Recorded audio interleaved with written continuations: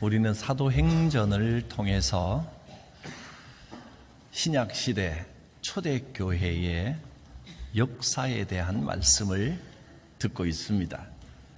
오순절 성령 충만 사건, 그 사건으로 초대교회가 본격적으로 시작이 되었습니다.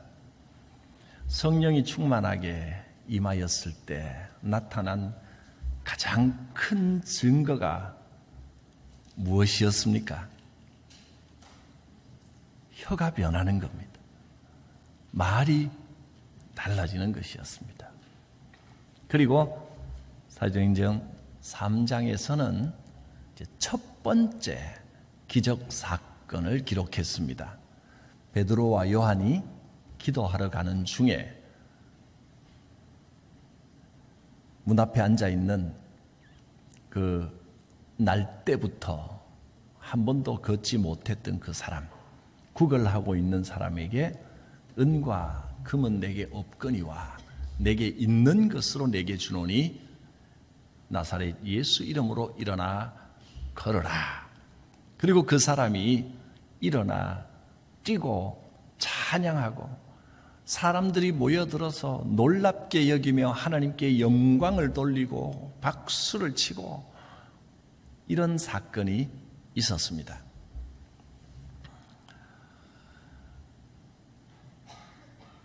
예수 이름의 능력으로 기적이 나타났는데, 그런데 문제는 바로 그 자리에 하나님께서 기적을 보여주시고 권능을 일으킨 바로 그 타이밍에 사탄의 타이밍도 정확합니다.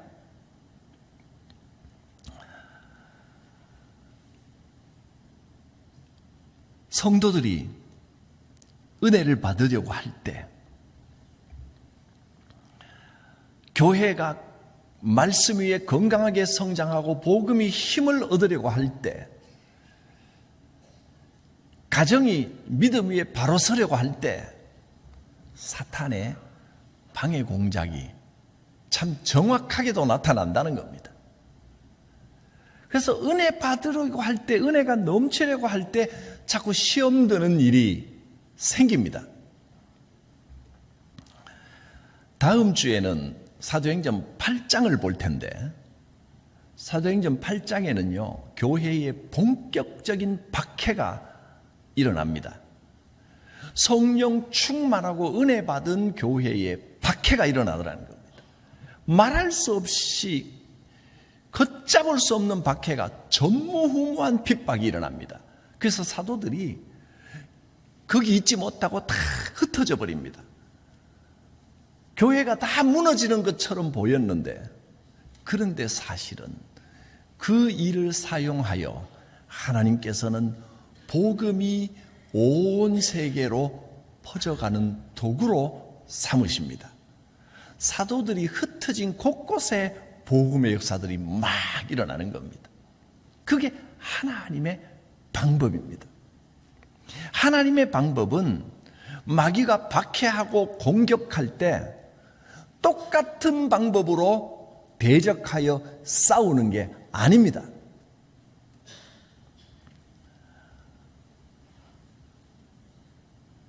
초대교회가 성령 충만을 받았는데, 성령 충만 받은 사도들에게도 고난이 있었고 박해가 있었습니다.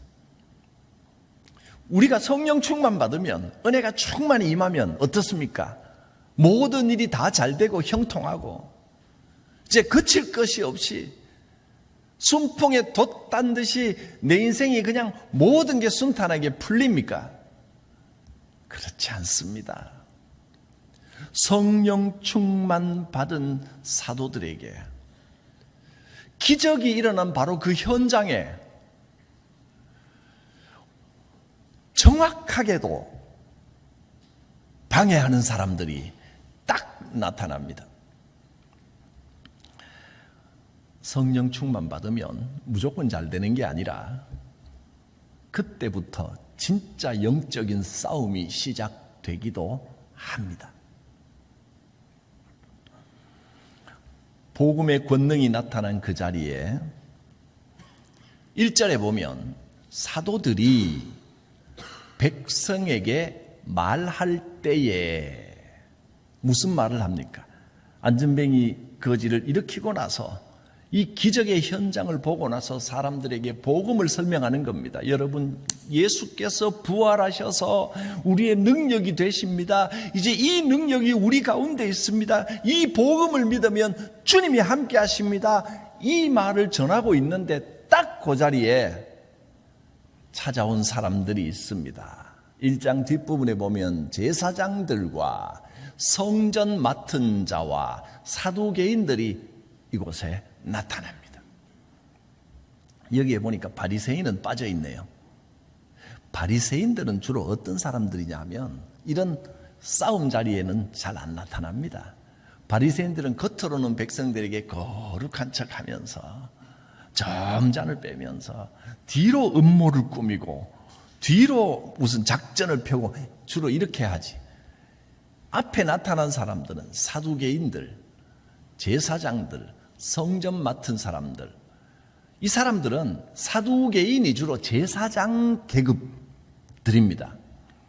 그러니까 종교의 권력을 잡고 있는 사람들과 성전의 직무 맡은 사람들, 실제로 종교의 힘을 갖고 있는 사람들, 이 사람들은 그 당시에 어느 정도 세력을 누리고 있었냐면 백성들이 종교 세금도 내잖아요.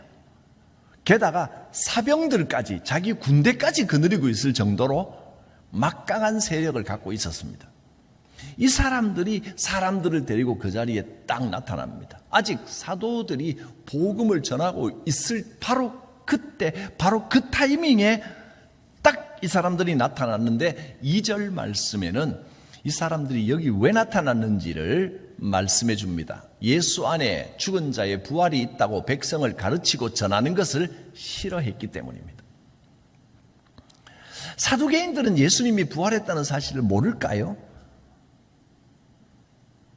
당연히 알고 있습니다. 그 당시에 이 이야기와 소문이 또 목격자들이 얼마나 많았는데, 그러면 이 사두개인들과 제사장들은 예수님이 부활했다는 걸 믿었을까요? 안 믿었을까요? 믿고 안 믿고를 떠나서 이 사람들은 거기에는 아예 관심이 없습니다. 원래 사두개인들은 부활이 없다고 주장하는 사람들입니다. 천국도 없다고 주장하는 사람들입니다. 종교인이라고 하면서 유대교를 지키는 신앙인, 성전을 맡고 지키고 제사를 집례하고 이렇게 한다고 하면서 이 사람들은 영원을 믿지 않는 겁니다.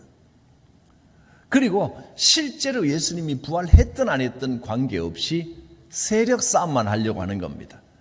사람들이 사도들에게 몰려가고 사도들이 전하는 복음이 힘을 얻으면 자기들의 영향력과 힘이 약해질 것을 싫어해서 그냥 질리고 뭐고 간에 이 예수님의 부활을 전하지 못하게 해야 되겠다라는 목적으로 여기에 나타난 것입니다. 사탄의 도구가 된 겁니다. 사탄은 복음이 전해지는 것을 싫어합니다. 그래서 은혜가 임하려고 하는 곳에 사탄의 공작이 나타납니다. 이 사람들이 베드로와 요한을 잡아 가둡니다. 특별히 죄목도 정하지 않고 자기들이 힘이 있으니까 일단 잡아서 가둡니다. 3절을 보면 그들을 잡음에 날이 이미 저물었으므로 이튿날까지 가두었다 했습니다. 잡아서 일단 가두었습니다. 왜냐하면 유대인의 율법에는 날이 저물면 날 저문 후에 죄인을 신문하는 것을 못하게 되어 있습니다. 그래서 잡아다가 일단 옳고 그르고 왜 그랬냐 따지는 것은 다음 날 아침에 따지려고 무조건 잡아 가두었습니다. 뭐 이렇고 저렇고 사람들이 뭐라고 평가하든 상관없습니다. 자기들에게 권력이 있으니까 자기들의 병사들을 동원해서 무조건 잡아가뒀습니다. 그러면 더 이상 복음이 전해지지 않으리라 생각을 했던 것입니다. 그런데 이 사람들이 정말 모르고 착각한 게 있습니다. 사도들은 이미 전에 예수님이 잡힐 때 그 사도들의 모습이 아니라는 걸 이 사람들은 몰랐습니다. 예수님이 잡힐 때 어땠습니까?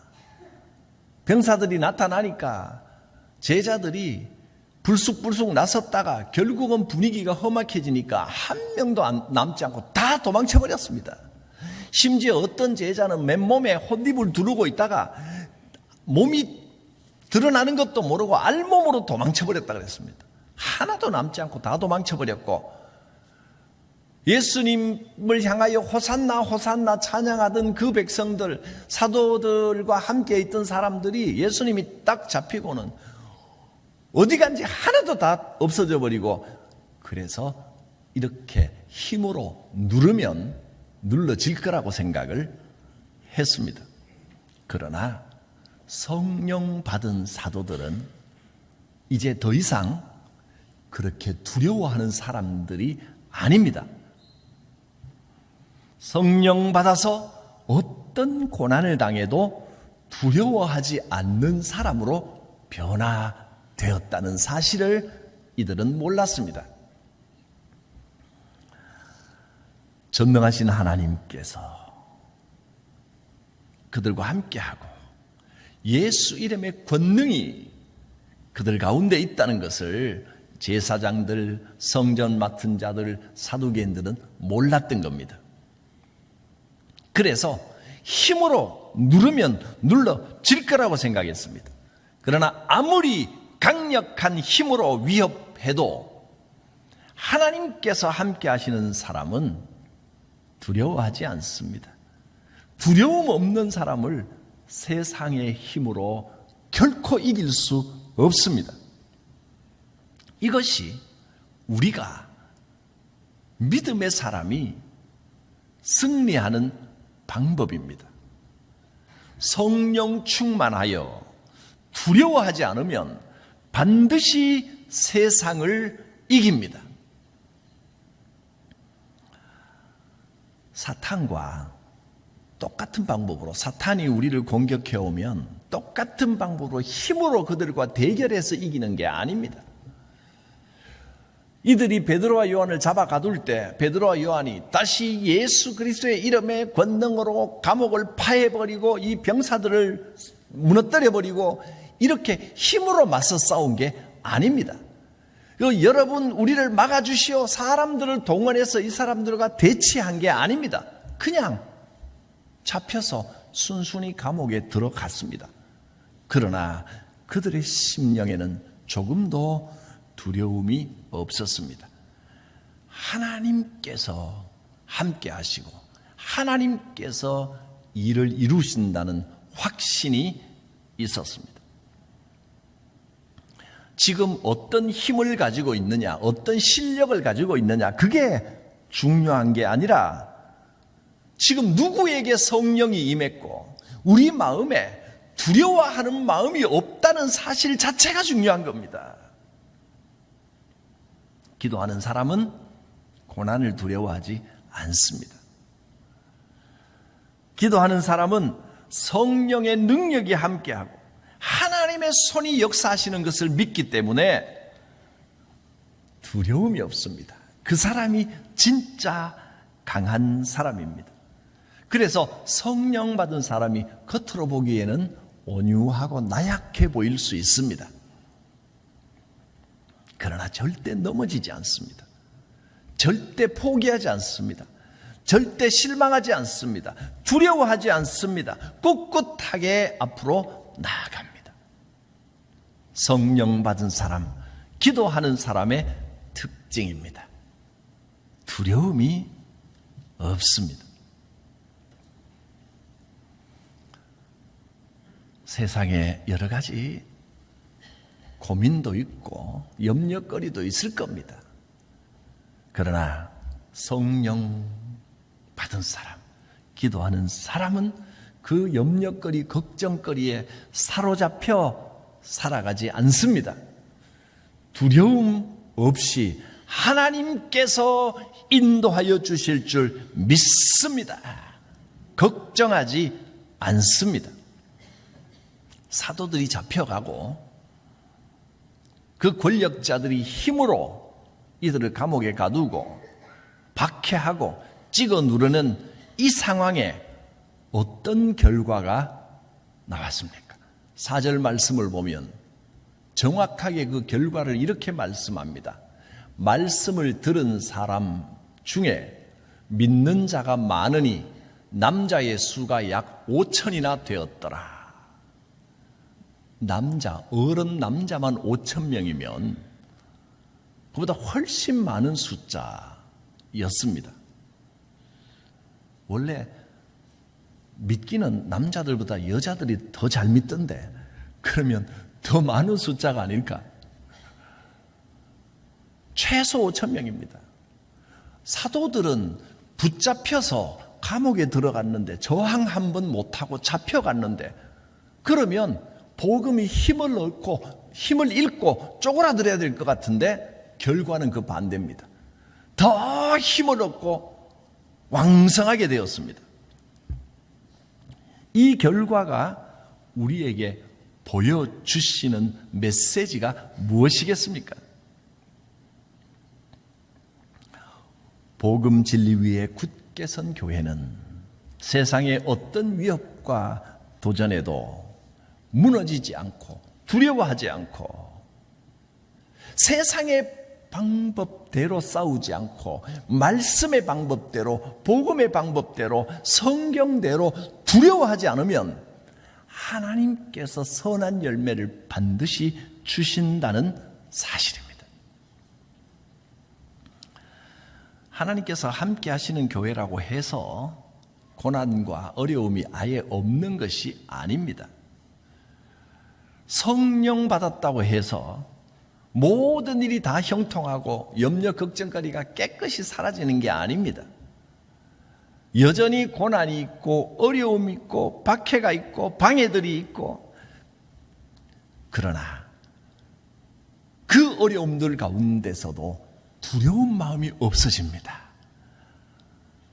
주님 말씀하신 평강, 너희에게 평강이 있을지어다. 이 평강이 생기는 겁니다. 할렐루야. 이 고난 중에도 하나님께서 함께 하시니 두려워하지 않겠습니다. 하나님께서 삶을 인도하여 주실 줄 믿습니다.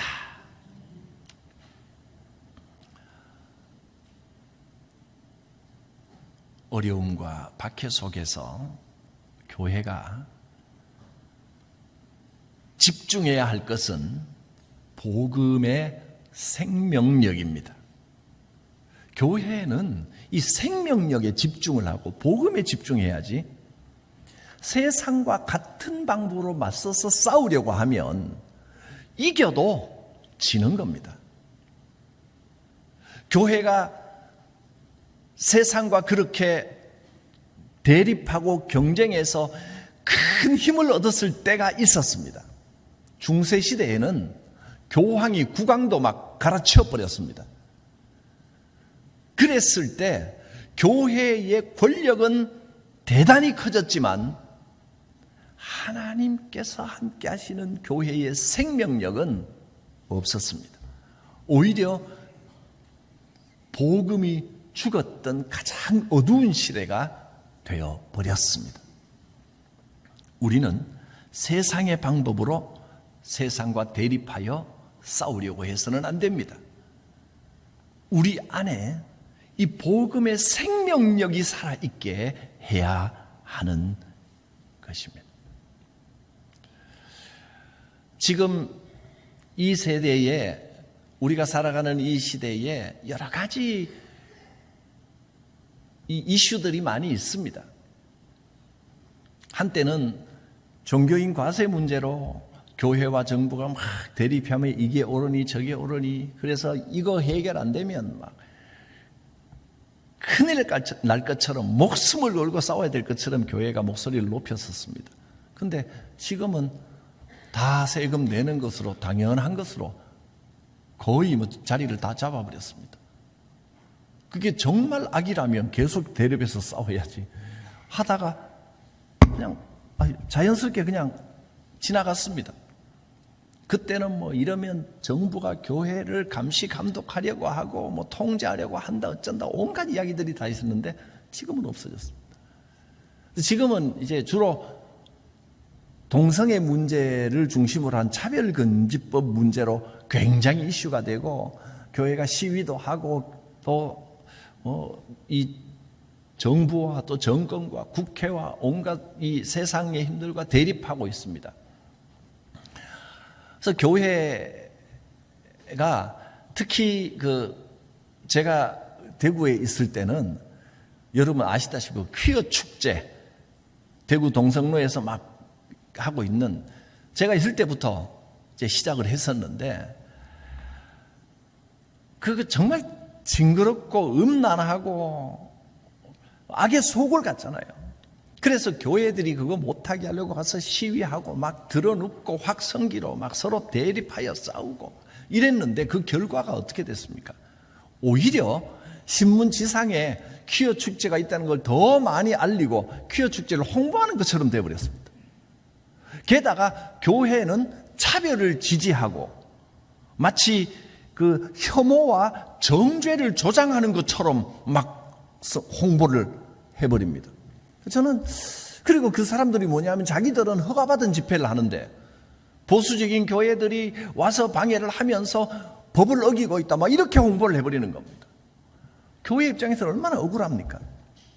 근데 제가 생각하기에는 제 생각이 다 옳다는 건 아닙니다. 그냥 이거는 개인적인 판단으로는 음란하고 추잡하고 더럽고 그런 축제가 사람들이 그거 좋아서 몰릴 리가 없습니다. 자기들끼리 그러다 말 것 같은데 오히려 막 드러눕고 대립하고 교회가 막 그 똑같은 방법으로 옳고 그르고를 떠나서 그렇게 싸우면서 더 이목을 집중시키고 더 키워준 결과가 되어버렸습니다. 차별금지법 문제로 교회가 끝까지 대립하고 있는데 문제는 여러분들도 뭐 차별금지법에 대한 문제점들을 많이 들으셨을 겁니다. 근데 실제로 제가 차별금지법의 그 법을 한번 읽어보셨습니까? 라고 물었을 때 읽어봤다는 사람은 제가 아직 한 명도 못 만나봤습니다. 전문가들은 읽어봤겠죠. 그래서 제가 어렵게 차별금지법을 구해서 물론 홈페이지나 이렇게 뒤지면 다 뜯을 수 있습니다. 찾아서 제가 저라도 공부를 해봐야 되겠다 싶어서 열심히 공부를 해봤더니 문제가 있습니다. 많이 문제가 있는데 전부가 문제가 되는 게 아닙니다. 오히려 교회에서 이야기하는 내용들 중에 가짜 뉴스가 너무 많은 겁니다. 과장되고 엉터리인 것들이 너무 많은 겁니다. 이거는 문제가 될 지점들을 정확히 분석을 해서 이런 부분이 위험하고 이게 잘못되고 하는 걸 정확하게 알려야지 무조건 힘으로 이건 안 된다고 밀어붙이고 이 가짜 뉴스를 막 퍼뜨리고 이게 과연 옳은 방식일까? 저는 이게 교회가 세상으로부터 오해받기 딱 좋은 방법이라고 생각이 됩니다.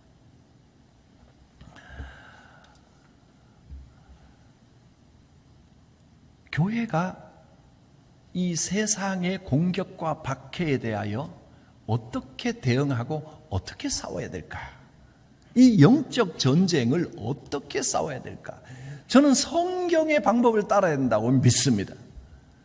영적 전쟁은 영적 전쟁으로 싸워야지 세상의 힘과 권력으로 그들과 똑같은 방법으로 맞서서 주먹다짐하고 싸워서는 이길 수 없습니다. 우리는 우리의 생명력, 이 복음의 생명력에 집중하며 기도하며 두려워하지 아니하고 하나님께서 우리와 함께 하십니다라는 고백으로 꿋꿋하게 우리의 갈 길을 지키는 모습을 지킴으로 우리의 뜻과 소신과 길을 보여줘야 되는 겁니다.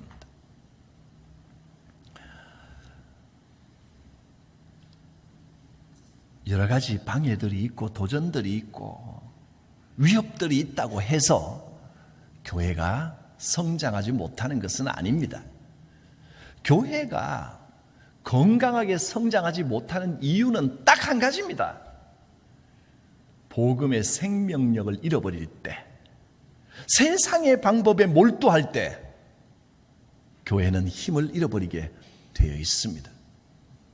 건강함을 잃어버리면, 이 건강한 생명력을 잃어버리면 교회는 다 잃어버리는 겁니다. 복음의 생명력으로 무장하기만 하면 어떤 위협 속에서도 교회는 반드시 성장합니다. 그래서 은혜 받는 것이 중요합니다. 은혜 받으면 이 복음의 생명력이 꿈틀거리게 됩니다. 위협과 박해가 없기 때문이 아닙니다. 수많은 위협과 박해들이 초대교회 때도 있었지만 그들에게는 예수의 생명이 역사하고 있었기 때문에 세상의 방법으로 맞서 싸우는 게 아니라 그 가운데서도 복음의 권능을 믿었고 예수 부활을 전하고 복음의 능력으로 예수 그리스도의 이름이 우리와 함께 있다, 이것을 가지고 나아갔습니다.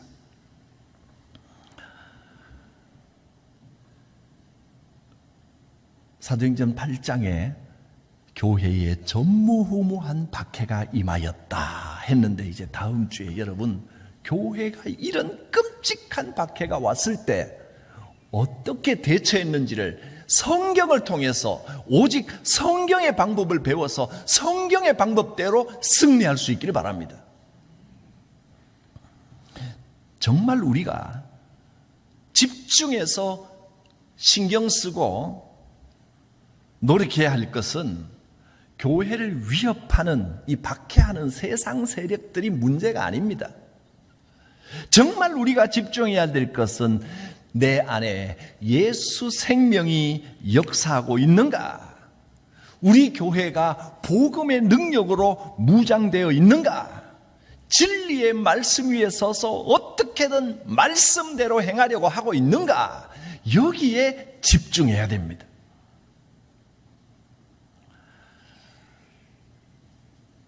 우리가 은혜 받고 성령 충만하면 아무 문제 없고 평탄해지는 게 아닙니다.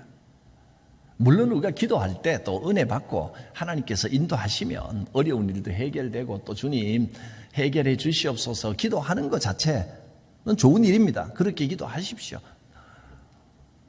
해결되는 문제도 있겠지만 그렇다고 해서 성령 충만 받고 은혜 받았다고 해서 모든 길이 다 해결되고 형통해지는 건 아닙니다. 고난도 있고 박해도 있고 해결해야 될 복잡한 문제도 있을 것입니다. 그러나 분명한 것은 그 고난과 박해와 해결해야 될 그 복잡한 문제 속에서도 하나님께서 선한 길로 인도하시고 선한 열매를 맺게 한다는 사실입니다. 우리가 예수 생명에 집중할 때 이 고난과 박해도 합력하여 선을 이루게 됩니다.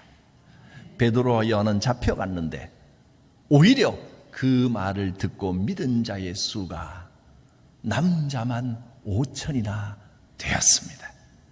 이 역사가 생명의 역사, 복음 생명의 역사, 예수 생명의 역사가 우리 교회의 여러분의 가정에, 여러분의 믿음의 생활, 신앙 생활에 나타나시기를 주 예수의 이름으로 축원합니다. 기도합니다.